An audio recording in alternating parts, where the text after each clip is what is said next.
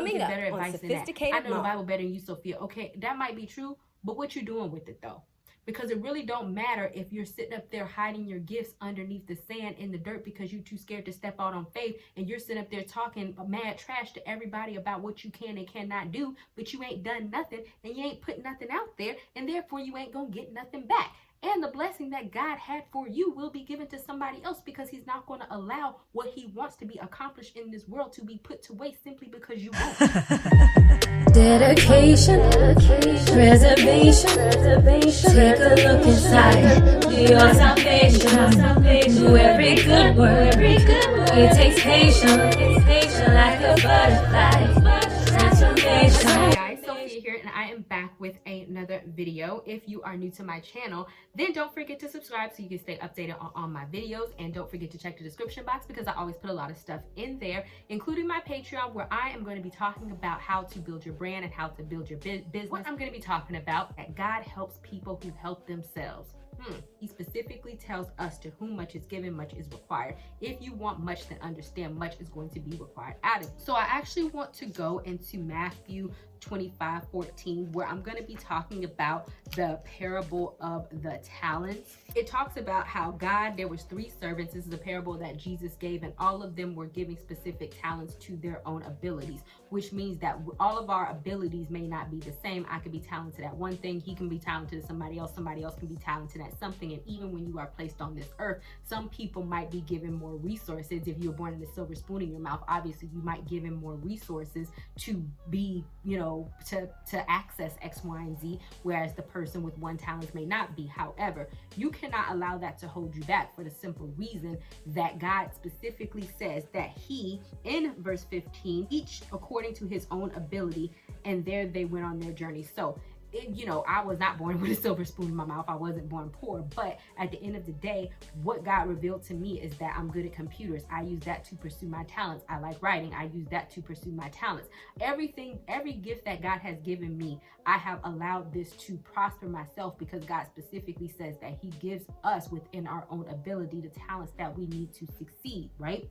So therefore, you cannot continuously complain about what you don't got, and the reason why you can't prosper and why you can't do X, Y, and Z, why you cannot step out on your purpose, because God specifically said, I have given you everything that you need for your purpose according to your own ability. You cannot worry about the person who has 5 talents. You can't worry about the person who has 3 talents. You can't worry about just because you have 1 talent. Either way, you have enough that you need in order to prosper. So then we go on to verse 16, where it says, the one who has received the 5 talents went at once and traded them, and he made a profit and gained 5 more. So yes, he had started off with 5 talents. Yes, he had an ability to double it, which he made more than everybody, but notice what he did. He actually went out at once and traded them, and he made a profit, meaning that there was some action that he had to do in order to double his talents. Never once did he say, oh, I have 5 talents, I'm just going to sit here and I'm going to be comfortable and I'm not going to do anything, or foolishly gamble away his talents. It is about investing in a profitable venture, taking action on your part, and yes, God steps in and does his magic in order to bring you a return on your investment, but never is it a situation where you just simply don't do anything. And the same thing happened with the one who had 2 talents. Likewise, the one who had 2 made a profit and gained 2 more. So what do we talk about when we make a profit? Normally we are working, we are selling something. This is some type of entrepreneur venture, whatever the case may be, right?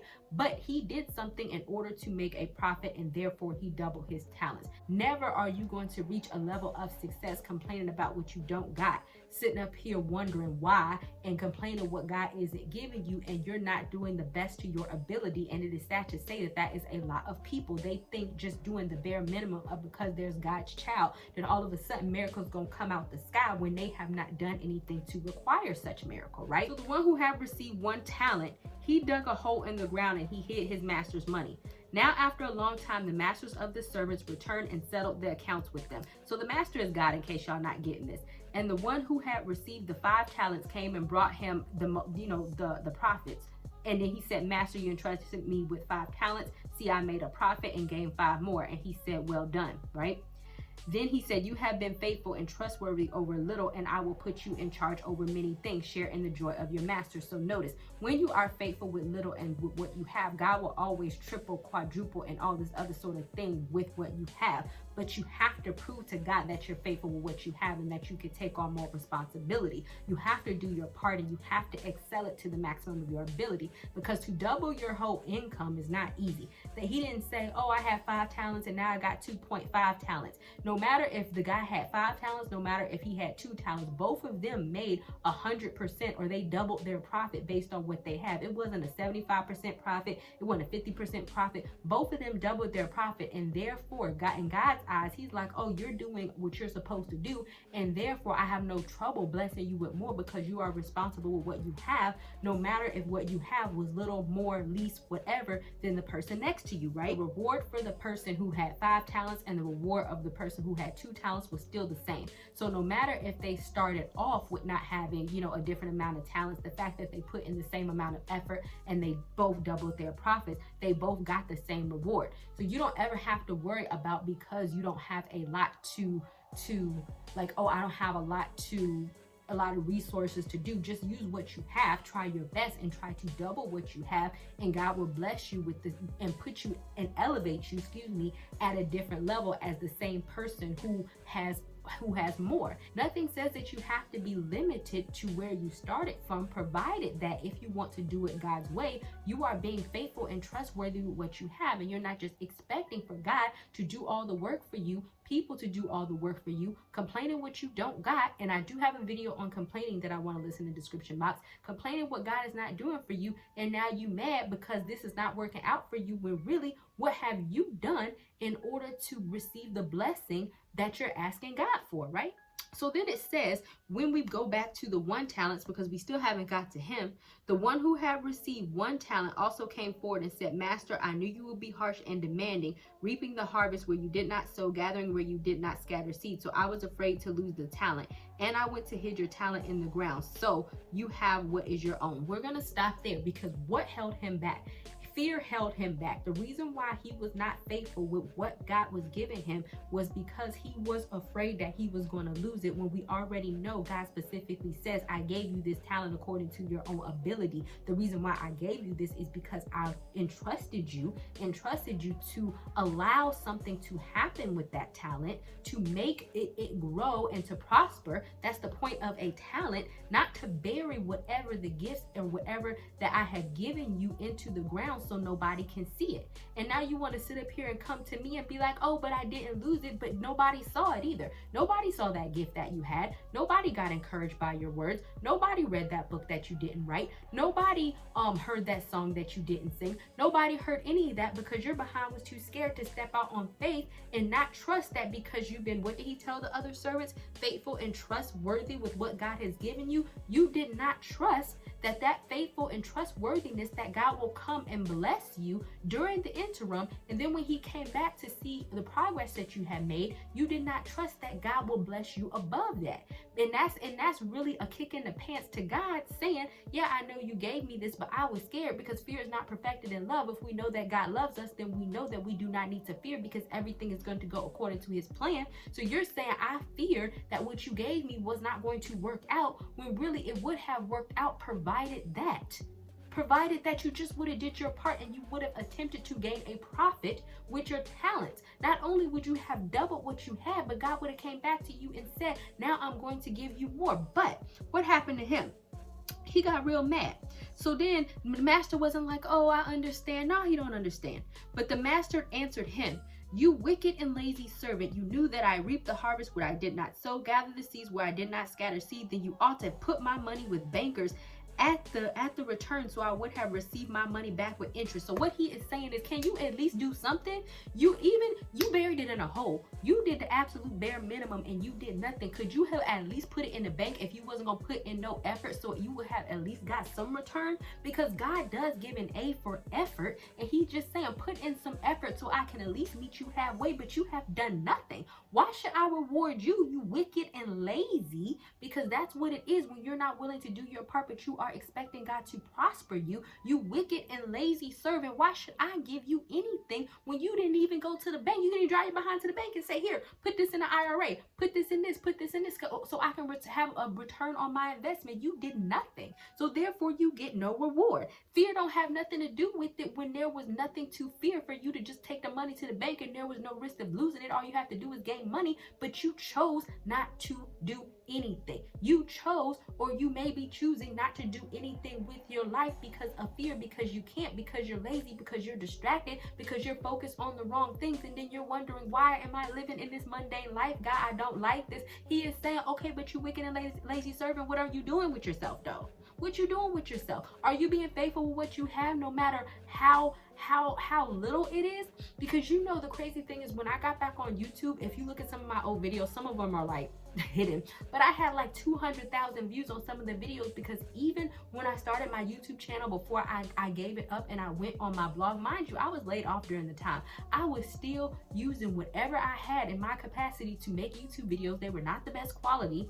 I had disconnected my cable and my internet because I couldn't pay for it anymore. I was going to the library in order to edit and put up stuff, and then for whatever reason, this is a miracle in itself, my internet was disconnected and it didn't work, but I could still get on YouTube and I could still upload videos, but I could go to no other site. And so how would it look for me to be like, but God, I chose not to upload any YouTube videos, I chose not to do anything? And he's like, okay, but I gave you an opportunity though. You still had what you need, even though you were not prospering in abundance and you only had one talent. You still had what you need to do something.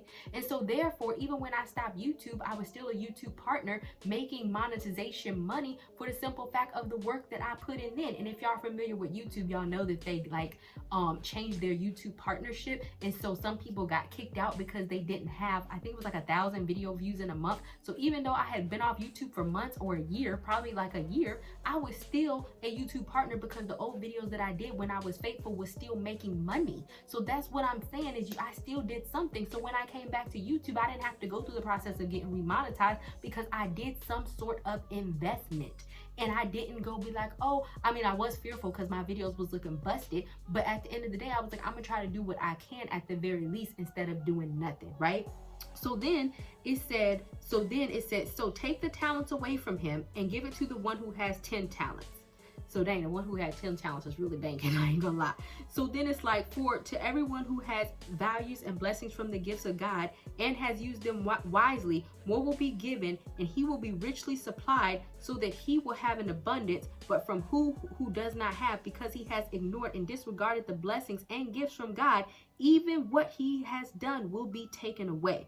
So I don't want to sit up here and hear y'all looking at people on TV. That was my invention.